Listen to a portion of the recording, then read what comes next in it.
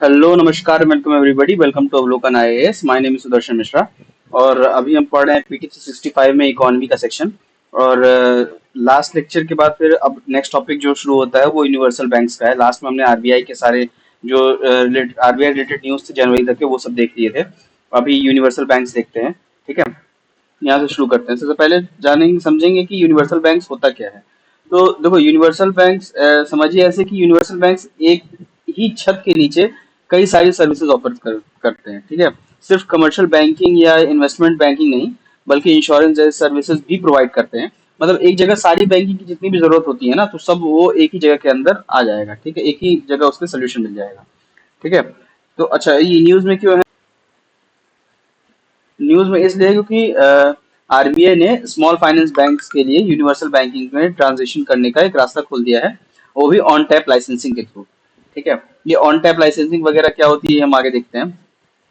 तो देखो अब अभी तक क्या होता था कि स्मॉल फाइनेंस बैंक्स जो होते थे वो उनको सिर्फ बेसिक बैंकिंग एक्टिविटीज करने भर की परमिशन थी, मतलब डिपॉजिट एक्सेप्ट करना और अनसर्व्ड को और अंडर सर्व्ड सेक्शंस को लोन देना। ठीक है, लेकिन अब सिनेरियो बदल रहा है।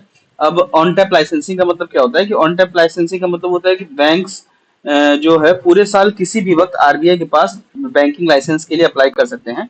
2016 से पहले क्या होता था, आरबीआई खुद इनवाइट करता था एप्लीकेशन बैंकिंग लाइसेंसेस के लिए, लेकिन अब हर वक्त उनका दरवाजा खुला हुआ है। ठीक है, पहले एक पर्टिकुलर टाइम पे ही बैंकिंग लाइसेंस के लिए आप बैंक अप्लाई कर सकते थे, लेकिन अब ऑन टैप में क्या होगा कि वो कभी भी आकर के आरबीआई के पास जाकर के अपने लाइसेंस के लिए मांग कर सकते हैं। अगर सब कुछ सही हुआ तो उनको लाइसेंस मिल भी जाएगा।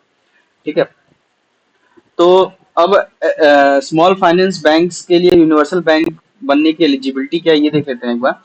ठीक है, तो सबसे पहले क्या होता है, उनका नेटवर्थ की बात होती है। नेटवर्थ में स्मॉल फाइनेंस बैंक्स के पास मिनिमम 1,000 करोड़ रुपए का नेटवर्थ होना चाहिए। ठीक है, ये जो रकम छोटी नहीं है, तो स्मॉल इसका मतलब सॉलिड फाइनेंशियल फाउंडेशन उनके लिए जरूरी होता है। ठीक है, फिर दूसरा जो स्टेटस के मामले में देखें तो स्मॉल फाइनेंस बैंक को शेड्यूल्ड बैंक होना चाहिए और कम से कम 5 साल का सेटिस्फैक्ट्री ट्रैक रिकॉर्ड उनका होना चाहिए, मतलब एक्सपीरियंस भी चाहिए होती है उनको। ठीक है, फिर फाइनेंशियल हेल्थ में भी टॉप नॉच होने चाहिए उनका सब कुछ। ठीक है, प्रॉफिटेबिलिटी भी स्ट्रांग होना जरूरी है उनके लिए। लास्ट 2 फाइनेंशियल ईयर्स में नेट प्रॉफिट दिखने चाहिए उनके में। ठीक है, फिर एसेट क्वालिटी का भी ध्यान रखना होगा उनको। फिर इसमें क्या है कि लास्ट 2 फाइनेंशियल ईयर्स में ग्रॉस नॉन परफॉर्मिंग एसेट्स जो उनके होने होते हैं, हर बैंक के होते हैं non non performing assets, NPA जिनको कहते हैं। ठीक है, वो 3% से ज्यादा नहीं होने चाहिए और नेट जो एनपीए होता है वो 1% से ज्यादा नहीं होना चाहिए। ठीक, और उसके बाद फिर जो रिक्वायरमेंट एलिजिबिलिटी में क्राइटेरिया है वो स्टॉक एक्सचेंज पे उनका लिस्टेड होना भी जरूरी है। स्मॉल फाइनेंस बैंक के जो शेयर्स होते हैं किसी भी रिकॉग्नाइज स्टॉक एक्सचेंज पे लिस्टेड होने चाहिए। रिकॉग्नाइज स्टॉक एक्सचेंज कौन कौन से हैं? अपने एक नेशनल स्टॉक एक्सचेंज है एनएससी, फिर एक है बॉम्बे स्टॉक एक्सचेंज बीएससी। ठीक है, ये दो मेन स्टॉक एक्सचेंज है जो रिकॉग्नाइज्ड है। ठीक है, फिर प्रमोटर्स के मामले में अगर देखें तो आरबीआई थोड़ा स्ट्रिक्ट है। ट्रांजिशन पीरियड के दौरान नए प्रमोटर्स को ऐड नहीं कर सकते और ना ही एग्जिस्टिंग प्रमोटर्स में कोई बदलाव कर सकते हैं। ठीक है, और सबसे पहले आरबीआई से इससे जो है पहले approve promoter share holding dilution plan में भी कोई चेंजेस अलाउड नहीं है। अच्छा, और हाँ आरबीआई ने क्लियरली कहा है कि डाइवर्सिफाइड लोन पोर्टफोलियो वाले स्मॉल फाइनेंस बैंक्स को प्रेफरेंस दी जाएगी, मतलब कि जितनी वैरायटी उतनी ज्यादा प्रायोरिटी उनका।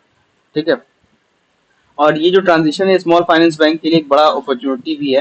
यूनिवर्सल बैंक बनने के बाद उनके पास थोड़ा कस्टमर बेस जो होता है उनका वाइडर हो जाता है और मतलब ज्यादा कस्टमर्स तक वो पहुंच सकते हैं और वैरायटी ऑफ फाइनेंशियल सर्विसेज भी करने का उनको मौका मिलता है।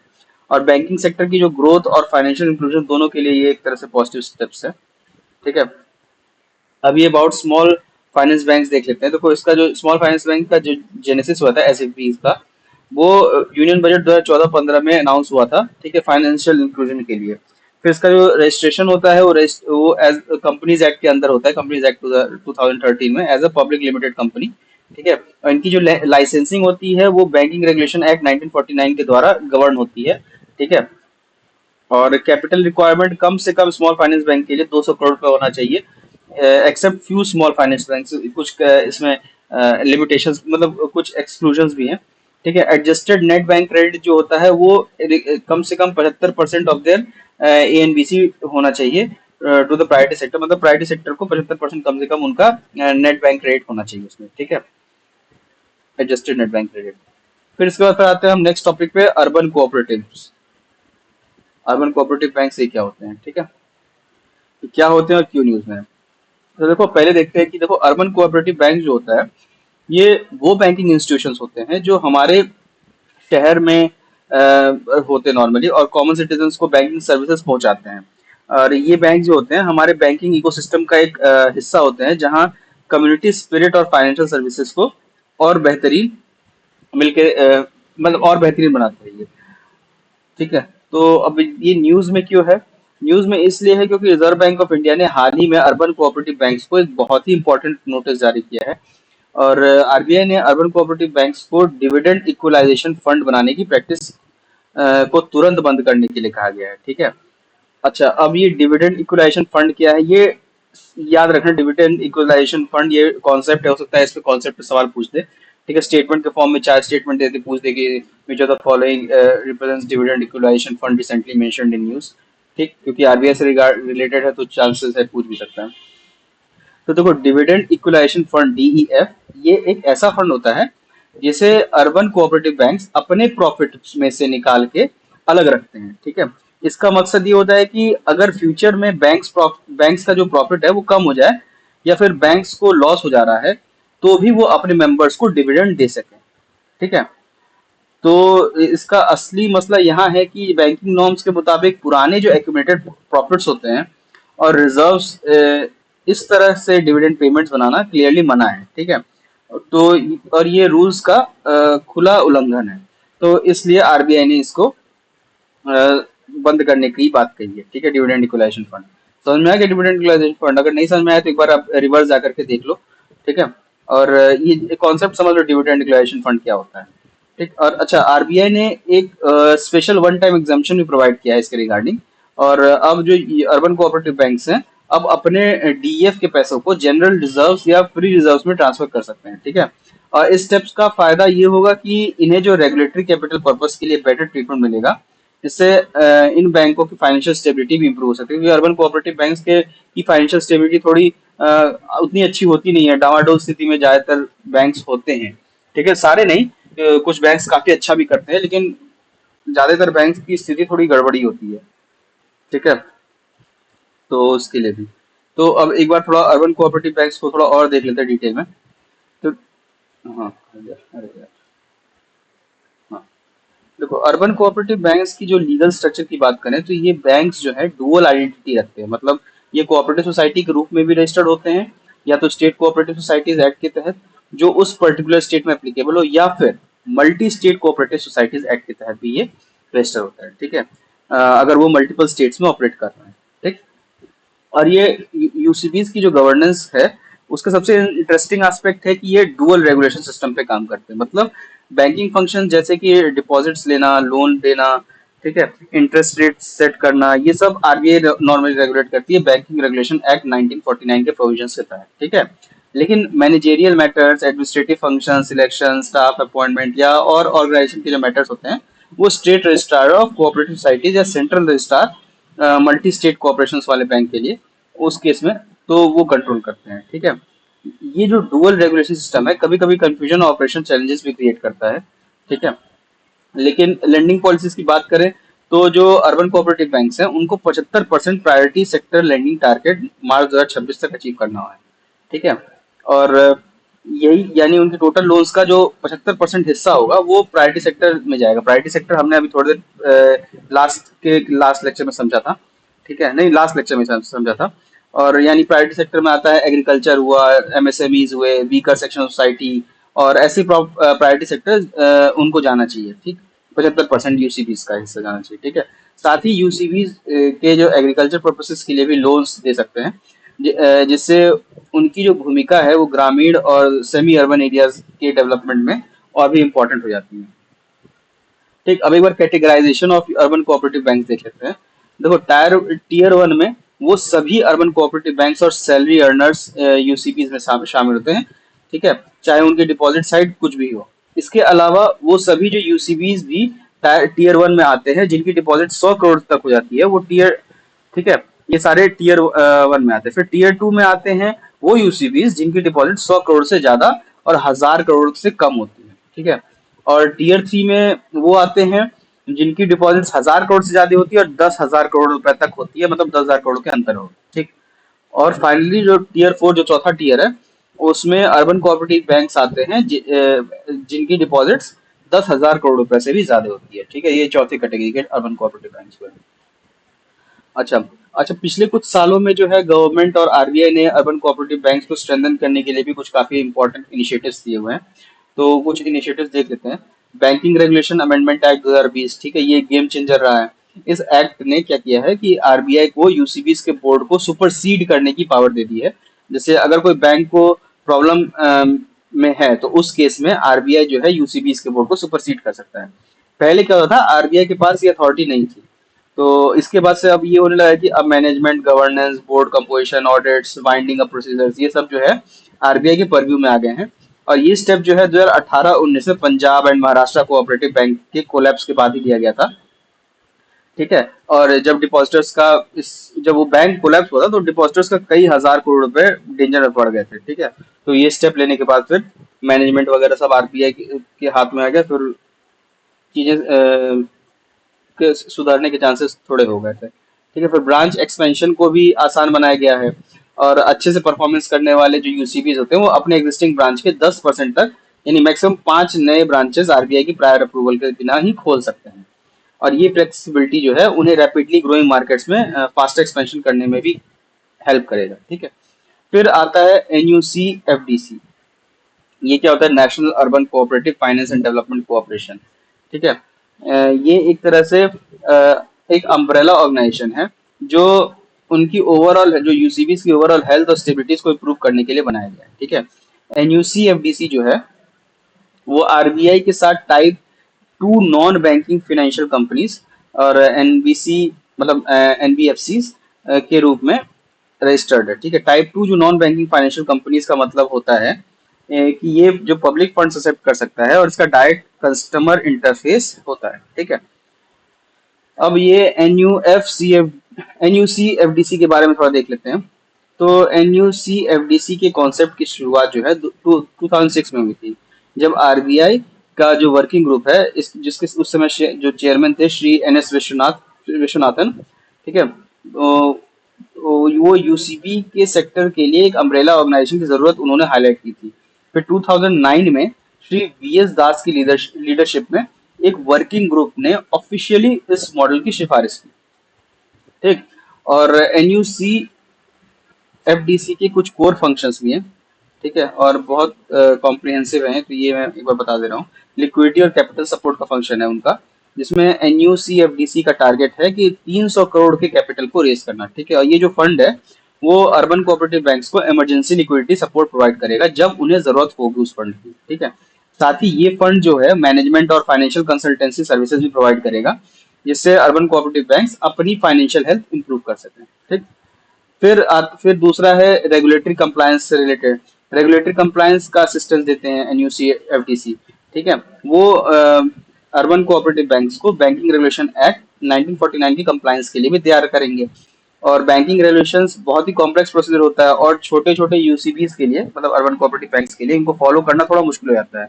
तो इसीलिए जो अलग जो अगर कोई ऑर्गेनाइजेशन है तो वो उनके रेगुलेटर्स के बीच एक ब्रिज का काम करेंगे, एनयूसी एफडीसी, और बैंक के जो आपके क्या कहते हैं रेगुलेशन है उसको समझने में, उसको कंप्लाई करने में भी काफी हेल्प करेंगे। फिर तीसरा जो उनका फंक्शन है टेक्नोलॉजी का प्लेटफॉर्म प्रोवाइड करना।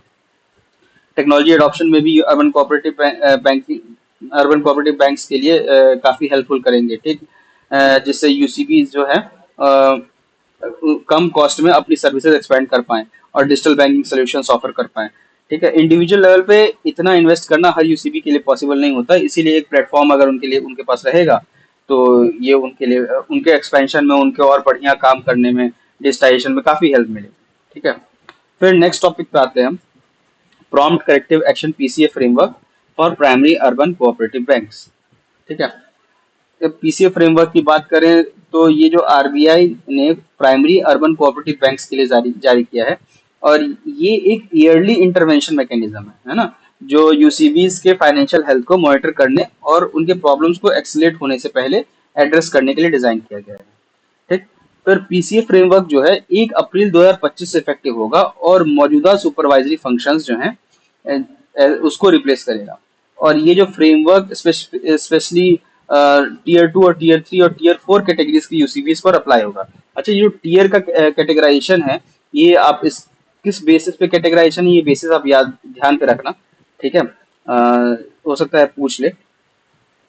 जैसे टीयर 1 100 करोड़ तक का था, टीयर 2 100 से 1000 के बीच का, टीयर 3 1000 से 10,000 के बीच का, और टीयर 4 10,000 करोड़ से ज्यादा रुपए का अगर कुछ होगा तो वो टीयर 4 में यूसीबी में आएगा। ठीक है, तो ये जो टीयर ऑर्गेनाइजेशन है ये बैंक के डिपॉजिट साइज पे बेस्ड होता है, तो ये तो पता चल गया आपको। ठीक है, तो पीसीए फ्रेमवर्क से सिर्फ वो बैंक एग्जाम्प्ट होंगे जो पहले से ही ऑल इंक्लूसिव डायरेक्शन एआईडी के अंडर हैं, यानी वो बैंक जिनके ऑपरेशन पहले से ही सीवियर रिस्ट्रिक्शंस के अंदर हैं। ठीक है, ये सब इसके एक्सक्लूजन में रहेंगे, एग्जेम्प्टेड रहेंगे। फिर पीसीए फ्रेमवर्क के 3 क्रिटिकल पैरामीटर्स, पीसीए फ्रेमवर्क जो है 3 क्रिटिकल पैरामीटर्स पर फोकस करेगा। एक है कैपिटल एडिक्वेसी। ठीक, फिर दूसरा है आपका, हाँ, फिर दूसरा है आपका एसेट क्वालिटी और तीसरा है प्रॉफिटेबिलिटी। ठीक है, कैपिटल एडिक्वेसी क्या है? बैंक्स के पास सफिशिएंट कैपिटल होना चाहिए ताकि वो अनएक्सपेक्टेड लॉसेस को एब्जॉर्ब कर सकें। ठीक है, CRAR एक टर्म होगा, काफी आपने सुना भी होगा, अगर प्रीवियस क्वेश्चन सॉल्व किया है तो उसमें क्वेश्चन में देखा भी होगा। ठीक है, अगर आपने एनसीईआरटी पढ़ी होगी या फिर कोई भी इकोनॉमी की किताब पढ़ी होगी तो वहां पे भी ये टर्म सुना होगा, CRAR, capital to risk weighted assets ratio. ठीक है, ये इस कैपिटल एडिक्वेसी का मेन मेन इंडिकेटर है। ठीक, फिर आता है नेक्स्ट जो है वो एसेट क्वालिटी। ठीक, नेक्स्ट पैरामीटर जो है वो एसेट क्वालिटी का है। बैंक्स के लोन जो है पोर्टफोलियो की क्वालिटी कितनी अच्छी है, कि कितने लोन्स नॉन परफॉर्मिंग एसेट्स हैं, ये सब मेजर किया जाएगा। ठीक है, पीसीए के लिए। फिर तीसरा profitability, banks consistently profit generate कर रहा है या लगातार लॉस में जा रहा है, ये या रिटर्न ऑन एसेट्स इस पैरामीटर का ये की इंडिकेटर्स की तरह काम करेगा। ठीक है, अगर कोई urban cooperative bank UCB financially unsound है, मिसमैनेज्ड है या फिर रिस्क थ्रेशोल्ड को ब्रीच करता है तो उसे पीसीए के तहत लाया जा सकता है। ठीक है, पीसीए के अंडर में आने पर बैंक पर जो है वेरियस रिस्ट्रिक्शंस लगाई जाती हैं, जैसे ब्रांच एक्सपेंशन पे उनका रोक लगा दिया जाता है। ठीक है, डिविडेंड पेमेंट पे उनके लगा दिया जाता है। फिर हायर प्रोविजनिंग रिक्वायरमेंट्स या फिर लेंडिंग एक्टिविटीज पर लिमिटेशंस होता है। ठीक, पर अच्छा, पीसीए से एग्जिट करने के लिए बैंक्स को कंसिस्टेंटली इंप्रूवमेंट दिखाना पड़ता है। फ्रेमवर्क के अकॉर्डिंग अगर कोई बैंक लगातार 4 क्वार्टरली फाइनेंशियल स्टेटमेंट में किसी भी रिस्क पैरामीटर पे थ्रेशोल्ड बीच नहीं कर रहा है तो रेस्ट्रिक्शंस वापस ले लिए जाते हैं। ठीक है, और ये जो बैंक्स को सस्टेनेबल इंप्रूवमेंट लाने के लिए मोटिवेट करता है ताकि कि शॉर्ट टर्म में फिक्सेस पर फोकस वो ज्यादा करे और जल्दी अपना वो इम्प्रूवमेंट लेकर के पीसीए फ्रेमवर्क से बाहर आ जाए। ठीक है, तो ये पीसी एग्जिट एग्जिट भी बता दिया मैंने। फिर 50 years of micro finance sector. ठीक है, तो ये नेक्स्ट टॉपिक है। तो ये देखो यहाँ से शुरू करते हैं, ये खबर में क्यों है। तो देश के जो पहला माइक्रो फाइनेंस इंस्टीट्यूशन है, यानी self employed women's education association सेवा बैंक, इसे 1974 में स्थापित किया गया था। इसने अपने 50 साल पूरे कर लिए हैं और ये एक बहुत ही बड़ा माइलस्टोन है जो हमें माइक्रो फाइनेंस की जर्नी और उसकी चैलेंजेस और उसके अचीवमेंट्स पर नजरिया डालने का एक मौका देता है। ठीक है, अब माइक्रो फाइनेंस या माइक्रो क्रेडिट क्या होता है ये देखते हैं एक बार। माइक्रो फाइनेंस एक ऐसा फाइनेंशियल कॉन्सेप्ट है जो गरीब और मार्जिनल लोगों को छोटे छोटे लोन्स प्रोवाइड करता है। जैसा कि नाम में देख रहे हो, माइक्रो, माइक्रो मतलब छोटा। ठीक है, इस शब्दों को तोड़ करके कोशिश करो, शब्दों को तोड़ कर जैसे जहां पे आप फंस रहे हो ना, जो चीज नहीं समझ में आ रही है वहां कोशिश करो, और ये प्रीलिम्स में भी आपके ये काम करेगा। ठीक है, अगर नहीं समझ में आ रहा है तो उन वर्ड्स को तोड़ने की कोशिश करो, जितना वर्ड्स को तोड़ोगे आपकी चीजें समझ में आने के चांसेस ज्यादा हो जाएंगे। ठीक है, अगर तोड़ने पे भी कुछ नहीं मिल रहा तो उसका हिंदी अनुवाद देखो, हिंदी का जो एक्सप्लेनेशन दिया जाता है बगल में, बगल वाले पेज में, तो उसको देखो। ठीक है, तो 50 to 60% प्रॉब्लम्स इसी से सॉल्व हो जाते हैं। ठीक है, इन दो काम से ही। उसके ऊपर फिर क्या कहते हैं आपके ट्रिक्स और होते हैं, उससे भी ऊपर आपका नॉलेज होता है। ठीक है, तो हाँ, तो मैं कहा था कि देखो माइक्रो फाइनेंस एक ऐसा फाइनेंशियल कॉन्सेप्ट है जो गरीब और मार्जिनलाइज्ड लोगों को छोटे छोटे लोन प्रोवाइड करता है। ठीक है, जिन्हें आमतौर पर फॉर्मल बैंकिंग सर्विसेज एसेस करने में दिक्कत आती है। तो आरबीआई के अनुसार बिना किसी कोलेटरल के कम आय वाले परिवार जिनकी सालाना आय 3 लाख रुपए तक है इनको दिए जाने वाले लोन्स को माइक्रो फाइनेंस लोन माना जाता है। ठीक है, माइक्रो फाइनेंस इंस्टीट्यूशंस अक्सर कमर्शियल बैंक्स के मुकाबले ज्यादा इंटरेस्ट चार्ज करते हैं, और ऐसा इसलिए क्योंकि उन्हें इन स्मॉलर लोन्स को मैनेज करने में ज्यादा एडमिनिस्ट्रेटिव कॉस्ट लगती है, और इनका रिस्क भी ज्यादा होता है। रिस्क ज्यादा होगा तो ऑब्वियसली बात है आपका वो कॉस्ट इंटरेस्ट ज्यादा ही लेंगे। फिर माइक्रो फाइनेंस के मॉडर्न फाउंडेशन जो है नोबल लॉरिएट मोहम्मद यूनुस ने रखी थी। वैसे खैर इनका सब तो अभी इनका दिमाग लगता है बांग्लादेश वाला सिचुएशन देख करके तो लगता नहीं है कि इन्होंने ऐसा कुछ काम किया होगा, लेकिन ठीक है। अ, उन्होंने जो दिखाया था कि गरीब लोग भी लोन ले सकते हैं और वापस भी कर सकते हैं, बस उन्हें एक मौका चाहिए। जैसे जैसे बांग्लादेश में अभी इन्होंने दिखाया कि बांग्लादेशी भी पाकिस्तानियों की तरह पीठ पे छुरा खूब घोंप सकते हैं, वो भी पाकिस्तानियों की तरह हरकतें कर सकते हैं, बस उन्हें एक मौका चाहिए। तो वैसे ही यहाँ पे भी है। ठीक है, और भारत में जो है माइक्रो फाइनेंस इंस्टीट्यूशन का जो रेगुलेशन है वो आरबीआई करता है। 2010 में आरबीआई के मालेगाम कमेटी ने non banking financial institution financial companies का, एनबीएफसीज का, जो माइक्रो फाइनेंस इंस्टीट्यूशन को रेगुलेट करने के लिए फ्रेमवर्क भी की सिफारिश की थी। ठीक है, मालेगाम कमेटी ने, और जिसका उद्देश्य ये था कि माइक्रो फाइनेंस सेक्टर को बेटर ऑर्गेनाइज और ट्रांसपेरेंट बनाया सके। ठीक, अब भारत में माइक्रो फाइनेंस के लिए क्या क्या इनिशिएटिव्स लिए गए हैं गवर्नमेंट के द्वारा वो देखते हैं। प्रधानमंत्री मुद्रा योजना माइक्रो फाइनेंस का एक बहुत ही इंपॉर्टेंट इनिशिएटिव है ना। और ये जो योजना है वो नॉन कॉर्पोरेट, नॉन फार्म या स्मॉल माइक्रो एंटरप्राइजेस को 10 लाख रुपए तक का लोन कमर्शियल बैंक्स, एनबीएफसी वगैरह के जरिए प्रोवाइड करती है। मुद्रा लोन्स को 3 कैटेगरी में, मुद्रा लोन्स काफी पुराना है और ये आपको पता ही होगा, 3 कैटेगरीज है: शिशु, किशोर और तरुण। ठीक है, जो फर्स्ट टाइमर्स है तो हो सकता है उनको ना पता हो, लेकिन जो थोड़े पुराने हैं, पढ़ते पढ़ते देखे, उनको पता ही होगा, मुद्रा तो काफी पुराना है। ठीक है, तो और 2024 की यूनियन बजट में भी पीएमएमवाई के तहत दिए जाने वाले लोन्स की अपर लिमिट को मौजूदा 10 लाख से बढ़ाकर 20 लाख कर दिया गया था। और तरुण प्लस कैटेगरी के तहत उन लोगों के लिए जिन्होंने पहला तरुण कैटेगरी का लोन लिया और सक्सेसफुली रीपे कर लिया, ठीक है, तो उनके लिए तरुण प्लस कैटेगरी था। फिर 2014 में क्या हुआ था, आरबीआई ने माइक्रो फाइनेंस इंस्टीट्यूशंस, एमएफआईएन, और सधन को सेल्फ रेगुलेटरी ऑर्गेनाइजेशन, एसआरओ के रूप में मान्यता दी थी। ठीक है, एसआरओ वगैरह क्या होता है वो हम आगे एक बार देखेंगे। ठीक है, ये एसआरओ जो होता है वो इंडस्ट्री स्टैंडर्ड सेट करते हैं और म्यूचुअल फंड और सॉरी माइक्रो फाइनेंस इंस्टीट्यूशंस के बीच बेस्ट प्रैक्टिसेस प्रमोट करते हैं। और फिर 2022 में क्या हुआ था, आरबीआई ने माइक्रो फाइनेंस में शामिल सभी रेगुलेटेड एंटिटीज को के लिए हार्मोनाइज्ड रेगुलेशंस इंट्रोड्यूस किया था। और फाइनेंशियल इंस्टीट्यूशंस अगर वो माइक्रो फाइनेंस बिजनेस में हैं तो उसके लिए रूल्स सेम होंगे। ये स्टेप इंडस्ट्री में लेवल प्लेइंग फील्ड क्रिएट करने के लिए लिया गया था। ठीक है, फिर एसएचजी बैंक लिंकेज प्रोग्राम का देखते हैं। इसमें नाबार्ड ने 1992 में शुरू इसको 1992 में नाबार्ड ने शुरू किया था, और दुनिया का सबसे बड़े माइक्रो फाइनेंस प्रोग्राम में से ये एक है। ठीक है, और इसका जो एम है, उद्देश्य है, ये उन गरीबों तक फाइनेंशियल सर्विसेज को पहुंचाना है जो अभी तक फॉर्मल बैंकिंग सिस्टम से अनटच्ड या अंडर सर्व्ड है। ठीक है, अच्छा, सेल्फ हेल्प ग्रुप यानी एसएचजी की खास बात यह है कि इसमें जो ग्रुप के सभी मेंबर्स किसी एक मेंबर के लोन के लिए रिस्पॉन्सिबिलिटी लेते हैं। ठीक है, अगर कोई मेंबर लोन वापस नहीं कर पाता तो पूरे ग्रुप की जिम्मेदारी होती है। रीजनल रूरल बैंक्स और शेड्यूल्ड कमर्शियल बैंक्स को इस चीज को सपोर्ट करते हैं। ठीक है, ऐसा चीज को। ठीक, फिर इसके बाद आता है next topic, non banking financial companies, NBFCs. काफी देर से नाम सुन रहे हैं एनबीएफसी एनबीएफसी, तो देख लेते हैं नॉन बैंकिंग फाइनेंशियल कंपनीज ये है क्या, न्यूज में क्यों है ये। तो हाल ही में आरबीआई ने 4 को लोन देने पर रोक लगा दी गई है। ठीक है, और ये एक्शन जो है आरबीआई एक्ट 1934 के सेक्शन 45L1B के तहत लिया गया है। इतना सेक्शन आपको याद करने की जरूरत नहीं है, तो इसमें दिया हुआ है, इसलिए मैं बता रहा हूँ। इतना डिटेल में सेक्शन नहीं पूछता, कुछ इंपॉर्टेंट सेक्शन पूछते हैं आरबीआई के, वो भी आप एजुकेटेड गेस से उसको गेस कर सकते हो। ठीक है, अगर आपने थोड़ा बहुत पढ़ा है तो इकोनॉमी ठीक ठाक। तो अच्छा, तो समझते हैं एनबीएफसी अब क्या है।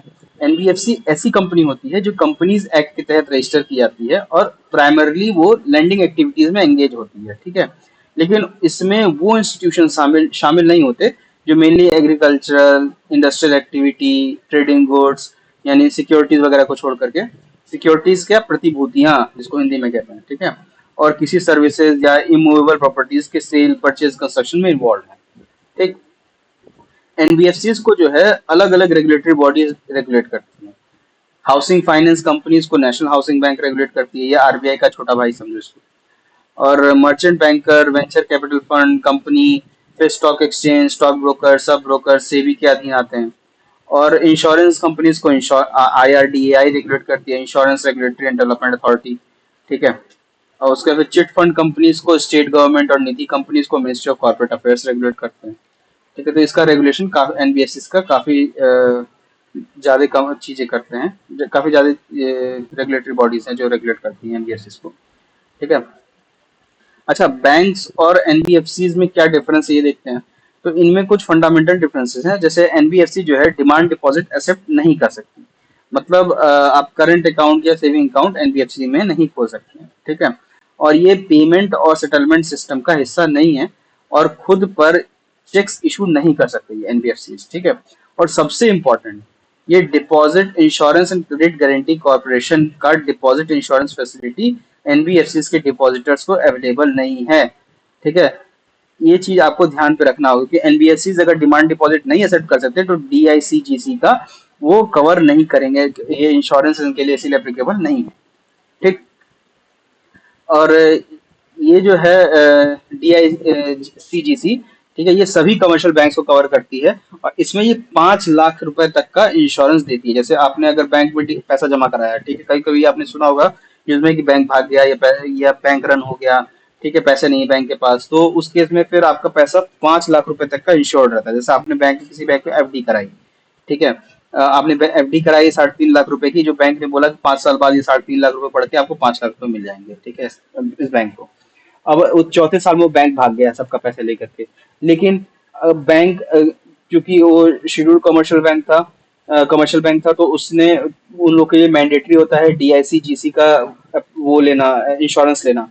तो हर इंश्योरेंस 5 लाख रुपए तक, मतलब अगर 5 लाख रुपए तक है आपका उसमें जमा, ठीक है, तो 3.5 लाख का वो उसने जो भी 4 साल में बैंक भाग गया तो 4 साल में जो भी आपका इंटरेस्ट लाके बनता है, 5 लाख के अंदर अगर वो रकम है तो आपको मिल जाएगी। हाँ, 5 लाख से ऊपर होगी तो उस केस में आपको सिर्फ 5 लाख ही मिलेंगे, ऊपर वाला पैसा आपका नुकसान। ठीक है। लेकिन ऐसा होता नहीं नॉर्मली बैंक के साथ, लेकिन इंश्योरेंस है तो अच्छी बात है। पहले ये 1 लाख रुपए तक होता था, अभी रिसेंटली 5-7 साल पहले ही, 5-6-7 साल पहले ही ये 5 लाख कर दिया गया। ठीक है। तो ये हो गया। फिर आरबीआई ने जो आरबीआई ने एनबीएफसी के लिए स्केल बेस्ड रेगुलेशंस इंट्रोड्यूस किया है। इसमें एनबीएफसी को उनके साइज, एक्टिविटी और परसीव्ड लेवल ऑफ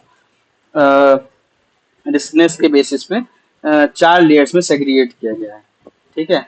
और हर टियर के लिए अलग अलग रेगुलेटरी रिक्वायरमेंट्स होती हैं, जो उसके साइज और रिस्क प्रोफाइल के अकॉर्डिंग टेलर किए गए हैं। ठीक। अच्छा, एक और आप टर्म सुनते होंगे, स्केल बेस्ड रेगुलेशन हो गया पी टू पी लैंडिंग। ठीक है। अब इसका रिगार्डिंग अगर आप यूट्यूब वगैरह चलाते हो तो उसमें एक एडवर्टाइजमेंट भी आता है पी टू पी लैंडिंग क्या है समझाने के लिए। ठीक है। तो एडवर्टाइज ये देखो, यूपीएससी कभी कभी इससे भी सवाल पूछ रहा है, जो चीज एडवर्टाइजमेंट में आ रही होती है तो अचानक से आपने देखा हो, अगर आपने उसमें ध्यान में नहीं दिया, मतलब सब चीज नहीं एडवर्टाइजमेंट का उठा के, जो ड्रीम इलेवन का एडवर्टाइजमेंट आ रहा है तो उसको ही पढ़ने लग रहे हैं, तो उसको नहीं पढ़ना है। ठीक है। लेकिन जैसे लैंडिंग रेगुलेशंस क्या क्या होती हैं इससे रिगार्डिंग, जैसे एक ऐप है, नाम नहीं लेना चाहूंगा मैं, वो फिक्स डिपॉजिट वगैरह कराता है, तो ठीक है, तो उसमें डीआईसीजीसी का बार बार जिक्र होता है। तो आपको ये पता होना चाहिए डीआईसीजीसी क्या है, वो किस एक्ट के अकॉर्डिंग गवर्न होती है। ठीक है। फिर एक पी टू पी लेंडिंग का भी काफी न्यूज में आता है, फिर एल्गो ट्रेडिंग का भी न्यूज में आता है। तो ये सब चीजें आपको बेसिक जानकारी जो पता रहनी चाहिए। तो पी टू पी लेंडिंग भी काफी न्यूज में है, तो चांसेस है कि इस बार पूछ सकता है। ठीक है। तो पी टू पी लेंडिंग क्या है ये एक बार देख लेते हैं हम। देखो अभी, और ये आरबीआई ने इसके लिए क्या रेगुलेशन अभी किया है वो भी देख लेते हैं। तो पहले देते हैं पी टू पी लेंडिंग होता क्या है। पी टू पी लेंडिंग में, उसमें वैसे एडवर्टाइजमेंट समझाता है लेकिन मैं फिर से समझा देता हूँ। पी टू पी लेंडिंग में क्या होता है कि इंडिविजुअल डिजिटल प्लेटफॉर्म के थ्रू डायरेक्ट तौर पर पैसा लेंड और बोरो करता है। ठीक है। बिना किसी traditional functional institutions, financial institutions के, जैसे बैंक्स के इन्वॉल्वमेंट के बगैर इंडिविजुअल्स अपना पैसा लेंड और बोरो कर सकते हैं। एनबीएफसी जो है P to P lending platforms को इंटरमीडिएटरी के रूप में काम करना होता है उनको। और रेगुलेशन में क्या होता है कि एक लेंडर का एक्सपोजर सभी पी टू पी प्लेटफॉर्म्स पर 50 लाख तक सीमित किया गया है। साथ ही जो है पी टू पी प्लेटफॉर्म को पी टू पी लेंडिंग को इन्वेस्टमेंट प्रोडक्ट के रूप में भी प्रमोट करने का या किसी भी इंश्योरेंस प्रोडक्ट को क्रॉस सेल करने से भी मना किया गया है। ठीक है। तो ये की रेगुलेशंस हैं। तो पी टू पी लेंडिंग समझ गया ना, कि मतलब इसमें दो लोग इन्वॉल्व रहते हैं, जो आपस में लैंड बोरो करते हैं बिना किसी बैंक के, फाइनेंशियल या फिर कोई फाइनेंशियल इंस्टीट्यूशन जो बोरोइंग का काम, जो लैंडिंग का काम करती है, उसके इन्वॉल्वमेंट के बगैर। ठीक है, तो जैसे आपके पास 5 लाख रुपए एक्स्ट्रा है, आपके पास 5 लाख रुपए है, ठीक है, आपको दोस्त को 5 लाख रुपए की जरूरत पड़ी, तो आप आपने सोचा कि नहीं मैं इसे दे देता हूँ कुछ इंटरेस्ट, मतलब आपने उसको बोला कि मैं भाई बैंक आपसे 11% इंटरेस्ट ले रही है, 12% इंटरेस्ट ले रही है, तो मैं आपसे 16% इंटरेस्ट लूंगा और मैं दे देता हूँ। तो बंदा बैंक के पास जाएगा तो उसको दौड़ना पड़ेगा, 100 तरह के कागज बनाने पड़ेंगे, तो बहुत उसमें थोड़ा प्रॉब्लम भी होगी, फिर प्रोसेसिंग फीस देनी पड़ेगी, 100 तरह की चीजें, 100 तरह झमेले होते हैं। ठीक है, लेकिन अब वो आपके पास इससे आएगा, कहेगा चलो कोई बात नहीं, 4 पैसा जरूरत ज्यादा ही ले रहा है, कोई बात नहीं, तुरंत तो पैसा मिल जाएगा मुझे, तो आपके पास आएगा। ठीक है, तो आपने उसको पैसे दिए और पैसे दे दिए, ठीक है, अब मान लो कल को वो फिर चला गया, ठीक है, तो फिर आपका तो नुकसान हो गया। तो ये पी टू पी लेंडिंग जो है एनबीएफसी, ये सब चीजें आपका आपका भी इंफॉर्मेशन बकायदा उनके पास रखेगा, जो आप जो बोरोवर है उसका भी इंफॉर्मेशन रखेगा। ठीक है, तो आप अपना पैसा खुद ही दो, खुद ही कमाओ। ठीक है, तो ये चीज होती है पी टू पी लेंडिंग में। ठीक, बैंक का इन्वॉल्वमेंट नहीं रहता है, लोग आपस में ही पैसा घुमा सकते हैं उसमें। तो ये हो गया पी टू पी लैंडिंग, समझा दिया मैंने पी टू पी लैंडिंग। अगर नहीं समझ में आया एक बार फिर से वापस जाओ, अगर फिर भी नहीं समझ में आ रहा है तो एक बार कमेंट करके दे पूछ लेना, मैं उसमें समझा दूंगा। ठीक है, अब एक बार S B R framework for NBFC देख लेते हैं, ये डायग्राम।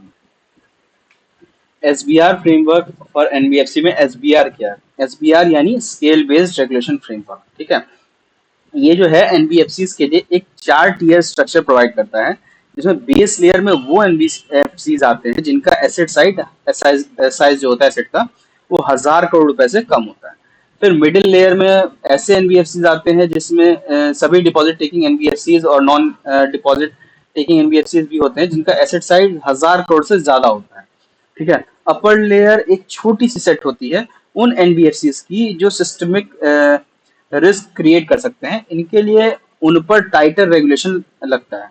और टॉप लेयर में जो होते हैं वो एनबीएफसी, ऐसे एनबीएफसी को रखा जाता है जिन्हें एक्सट्रीम सुपरवाइजरी रिस्क के रूप में देखा जाता है। ठीक है, और इन पर आरबीआई की तरफ से सबसे ज्यादा इंटेंसिव मॉनिटरिंग रहती है।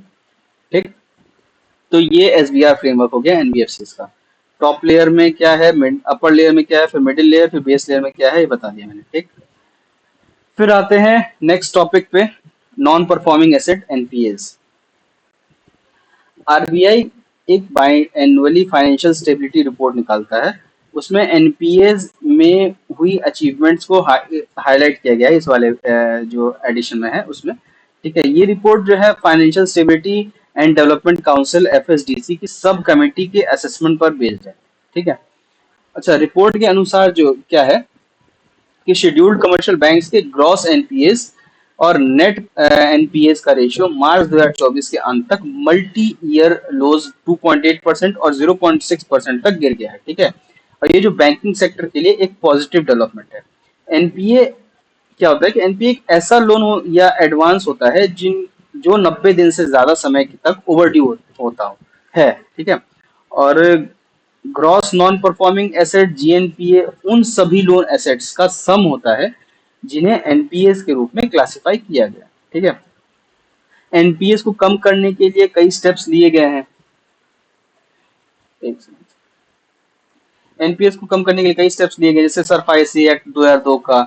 इसमें सिक्योर क्रेडिटर्स को रीपेमेंट में डिफॉल्ट होने पर कोलेटरल के पोजीशन लेने की ये अनुमति देता है। ठीक है, जैसे आपने कोई कोलेटरल रख करके पैसा लिया उधार, ठीक है, और आपका आप एनपीए में चले गए, आप नहीं मतलब कोई पर्सन एक्स एनपीए में चला गया, तो उस केस में फिर सरफाईसी एक्ट को लेते हुए, सरफाईसी एक्ट के तहत पावर का इस्तेमाल करते हुए बैंक्स जो आपने कोलेटरल रखा है, ठीक है, उसको अपने अंडर में ले सकता है बैंक।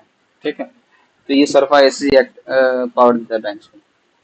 फिर उसके बाद फिर अगला जो स्टेप लिया गया था वो इंसॉल्वेंसी एंड बैंक्रप्सी कोड का आईबीसी 2016 का। ठीक है, ये कॉर्पोरेट पार्टनरशिप फंड फर्म्स और इंडिविजुअल्स के रीऑर्गेनाइजेशन और इंसॉल्वेंसी का रिजोल्यूशन के लिए है ये। ठीक है, फिर National Asset Reconstruction Company NARC limited, इसको 500 करोड़ से ज्यादा के स्ट्रेस्ड एसेट्स को रिजॉल्व करने के लिए स्थापित किया गया है। फिर एक प्रवाह पोर्टल है, इस फुल फॉर्म इसका platform for regulatory application validation authorisation. ये एक सिक्योर और सेंट्रलाइज्ड वेब पोर्टल है जहां ऑथराइजेशन, लाइसेंस या रेगुलेटरी अप्रूवल मांगी जा सकती है। ठीक है। फिर आरबीआई ने क्या किया, कोऑपरेटिव बैंक्स के लिए एनपीए प्रोविजंस भी आपका रिवाइज कर दिया है। और ये जो नए नॉर्म्स हैं अर्बन, स्टेट और सेंट्रल कोऑपरेटिव बैंक्स पर लागू होते हैं। ठीक।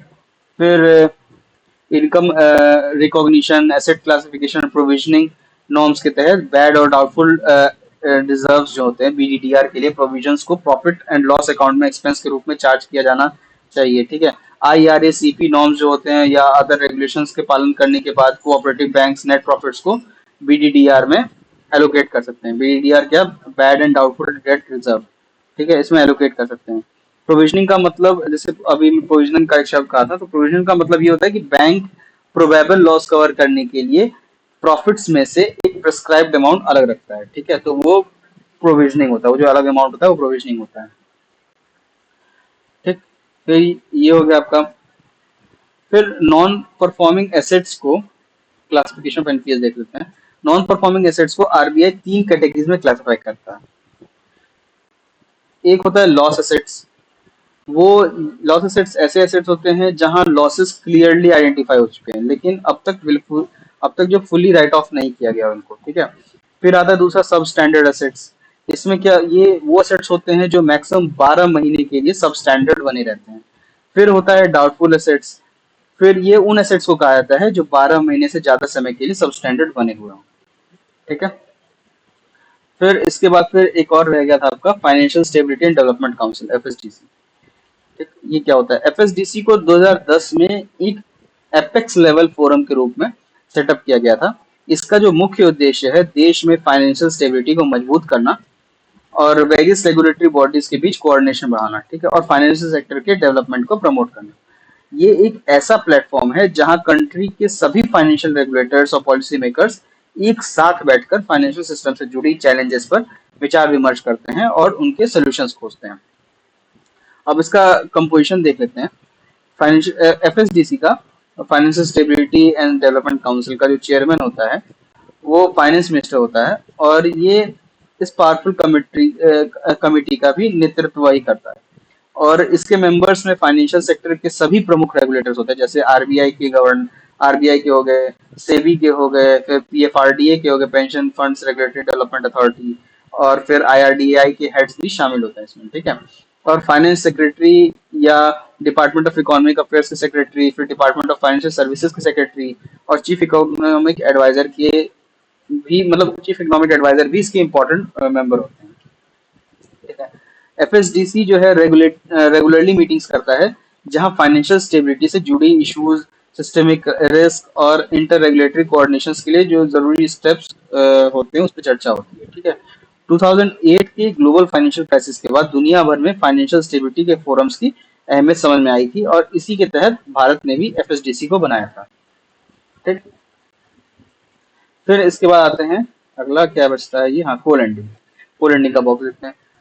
देखो, हाल ही में फाइनेंस मिनिस्ट्री ने स्टेट बैंक ऑफ इंडिया को को लैंडिंग इश्यूज से निपटने के लिए एक कमेटी बनाने का को कहा है। ठीक है, तो ये जो को लैंडिंग ये है क्या, ये क्यों इंपॉर्टेंट है, तो समझते हैं इसको।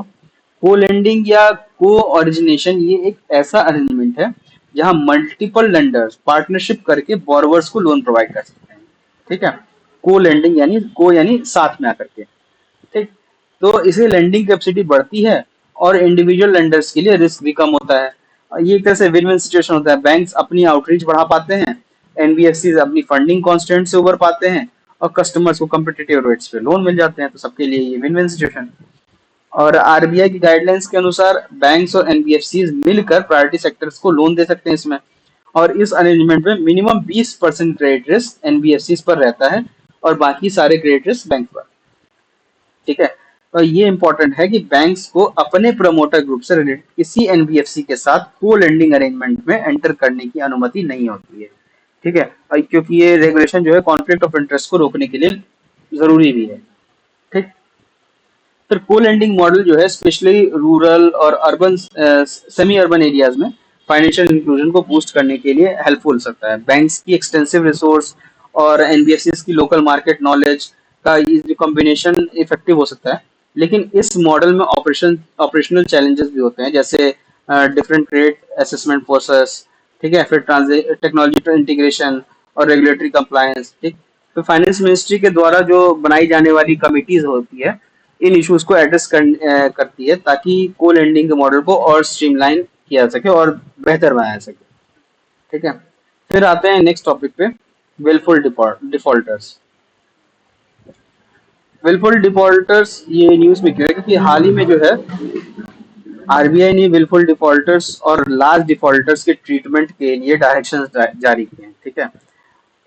ये डायरेक्शंस जो हैं reserve bank of India act 1934 के बैंकिंग रेगुलेशन एक्ट 1949 और credit information companies regulation act 2005 के तहत किया गया, ठीक है। विलफुल डिफॉल्टर कौन होते हैं?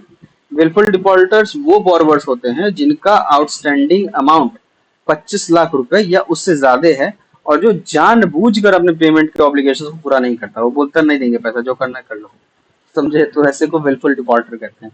विलफुल डिफॉल्ट तब होता है, ठीक है, जब बोरोवर के पास पैसे पे करने की कैपेसिटी होती है लेकिन फिर भी वो पे ना करे, ठीक है, या फंड्स का डाइवर्जन कर दे या साइफनिंग ऑफ करे या फिर लोन के लिए सिक्योरिटी के रूप में दिए गए जो मूवेबल या इमूवेबल एसेट्स होते हैं उसको डिस्पोज कर दे। जैसे अगर किसी ने अपना कंपनी का कोई उसका कोई इंफ्रास्ट्रक्चर है कंपनी का, सपोज कंपनी की कोई टीवी है, टीवी को गिरवी रखकर लोन रख करके उसने 10,000 रुपए उधार लिए बैंक से, एग्जाम्पल बता रहा हूँ, हाइपोथेटिकल सिचुएशन, ठीक है।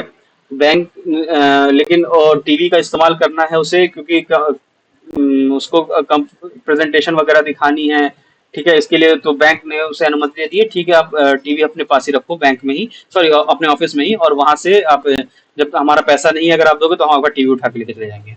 तो लेकिन वो बंदा होशियारी क्या करता है कि टीवी ले जाकर के बेच देता है।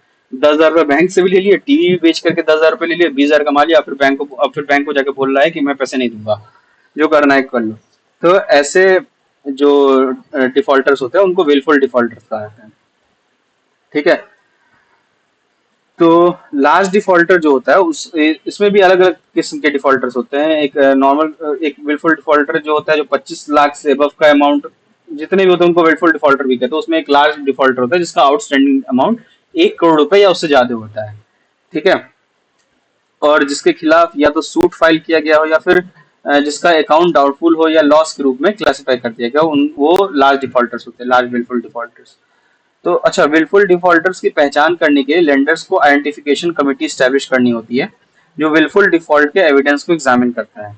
और ये एक क्रिटिकल स्टेप भी है क्योंकि विलफुल डिफॉल्टर्स पर स्ट्रिक्ट रिस्ट्रिक्शंस लगती हैं इसमें, जिससे उन्हें आगे की लोन्स नहीं मिलते। उनके जो डायरेक्टर्स होते हैं वो अदर कंपनीज में बोर्ड पोजीशंस फिर नहीं ले सकते हैं और उनके खिलाफ क्रिमिनल प्रोसीडिंग्स भी हो सकती है या की भी जाती है उनके खिलाफ, ठीक है। तो ये तो हो गया विलफुल डिफॉल्टर्स। फिर आता है नेक्स्ट टॉपिक, इससे रिलेटेड जो है इंटर क्रेडिटर एग्रीमेंट। ये क्या होता है? ये एक तरह मतलब हिंदी में समझो तो लेंडर्स के बीच के कोऑर्डिनेशन का माध्यम ही है। तो ये न्यूज में क्यों है? क्योंकि देखो हाल ही में गवर्नमेंट ओन्ड राष्ट्रीय इस्पात निगम RINL, राष्ट्रीय इस्पात निगम लिमिटेड के द्वारा डिफॉल्ट ने लेंडर्स को इंटर क्रेडिटर एग्रीमेंट के थ्रू कवर सीक करने के लिए मजबूर किया। ICA क्या है और ये क्यों जरूरी है, अब देखते हैं इसको। ICA क्या होता है कि एक लीगल एग्रीमेंट होता है जो कॉमन लेंडर्स के बीच कोलेटरल के टर्म्स को और उनके एलोकेशन को डिस्क्राइब करता है, स्पेशली बोरोवर्स के द्वारा डिफॉल्ट होने की सिचुएशन में, ठीक है। और ये स्पेसिफाई करता है कि बोरोवर्स के जो कोलेटरल हैं, पेमेंट या और पेमेंट प्रायोरिटी से संबंधित राइट्स या पोजीशंस या और भी कुछ जो वेरियस क्रेडिटर्स के बीच हायरार्की उनकी क्या होगी, ठीक है। मतलब जितने भी उनके बोरोवर्स के जो भी जिस तरह का भी कोलेटरल पेमेंट या उस सब की हायरार्की क्या होगी, ज्यादा इंपॉर्टेंट क्या होगा उस अकॉर्डिंग, ठीक है। फिर reserve bank of India prudential framework for regulations of stressed asset direction 2019 के अनुसार अगर टोटल आउटस्टैंडिंग क्रेडिट फैसिलिटी का वैल्यू के हिसाब से 75% लेंडर्स और नंबर्स के हिसाब से 60% लेंडर्स किसी डिसीजन पर एग्री करते हैं तो वो डिसीजन सभी लेंडर्स के लिए बाइंडिंग होगा। और ये फ्रेमवर्क, ये ICA वाला जो फ्रेमवर्क है वो इंश्योर करता है कि कुछ माइनॉरिटी लेंडर्स रिजोल्यूशन प्रोसेस को ब्लॉक ना कर सके, ठीक है। ICA जो है स्ट्रेस्ड एसेट्स के रिजोल्यूशन में बहुत इंपॉर्टेंट रोल प्ले करता है और ये लेंडर्स को कलेक्टिवली एक्ट करने की अनुमति देता है, जिससे बोरोवर्स के रिकवरी चांसेस और इम्प्रूव हो जाते हैं। आईसी के बिना जो है डिफरेंट लेंडर अलग अलग रिकवरी एक्शंस ले सकते हैं, जो ओवरऑल रिकवरी प्रोसेस को और भी ज्यादा कॉम्प्लिकेट कर सकता है। ठीक है, फिर आता है next topic, insolvency and bankruptcy code 2016, IBC 2016। इस टॉपिक को करेंगे हम नेक्स्ट लेक्चर में। ठीक है, ये वाला लेक्चर यहीं तक रहेगा। अब आप जितना पढ़ाया है उतना पढ़ने की कोशिश करो, और कोशिश करो कि आप जितना ज्यादा बढ़िया से पढ़ सको। जो भी डाउट्स है आपके, डाउट्स पूछो, डाउट्स आप पूछते नहीं हो। अगर आपको इस मेरे समझाने के तरीके पे कुछ फीडबैक देना है तो आप फीडबैक दे सकते हो कमेंट्स में, या व्हाट्सएप पे फीडबैक दे सकते हो, या फिर आप इंस्टाग्राम पे भी वो बता सकते हो हमें। ठीक है, तो इस्तेमाल करो इन तीनों में से किसी एक मीडियम का, और अपनी राइट टू एक्सप्रेस एक्सप्रेस का फायदा उठाओ। ठीक है, बताओ मुझे कि कहाँ कुछ गलती हो रही है, या फिर आपको कुछ नहीं समझ में आ रहा है, या फिर आपको कुछ और कॉन्सेप्ट समझना है, या फिर किसी भी चीज़ के बारे में जो भी आपका फीडबैक हो, जो भी आपकी राय हो, वो आप एक बार देने की कोशिश करो। ठीक है, तो इस लेक्चर को यहीं खत्म करते हैं। आप पढ़ो। ठीक है, जल्दी मिलते हैं नेक्स्ट टॉपिक के साथ, इंसॉल्वेंसी एंड बैंक्रप्सी कोड। ठीक, धन्यवाद, जय हिंद।